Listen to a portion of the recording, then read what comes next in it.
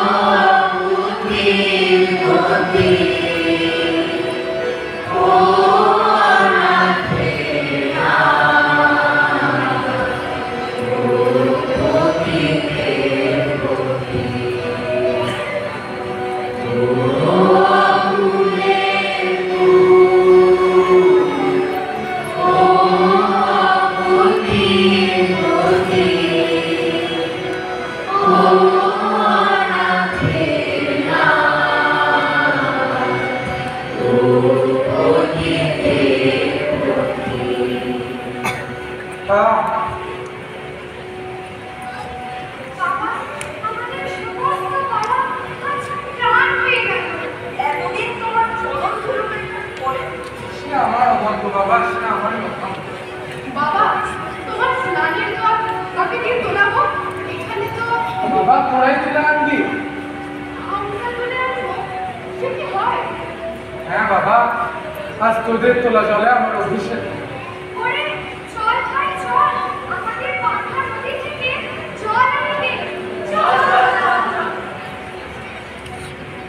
পঞ্চ কাল সন্ধ্যাবেলায় এখানে এসে ভারী আমি তো কাল রাত্রে ঘরের বাইরে শুয়েই কাটিয়ে দিয়েছি। ওদের যখন এরকম অত্যন্ত উদ্ভূত অবস্থা, যখন সমস্ত মন আপনাকে আত্মপান্ত পাপ মৃত্যু মনে করে বসে আছে, এমন সময় সন্ধ্যাবেলা ওদের কাজ থেকে ফিরে এসে গান বলল, আর সেই গান শুনে আমার যেন একটা পাথরের দেহ বলে গেল। আমি দেখছি এই দর্শক জায়গার একটা গুণ।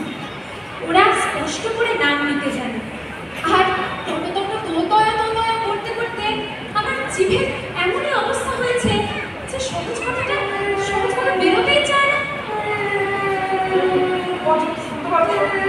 দেখি আমার মনে হচ্ছে শুধু কাঁদছে। এখান থেকে কি শোনা যাবে? না না, এ নিশ্চয়ই আর কোনো শব্দ।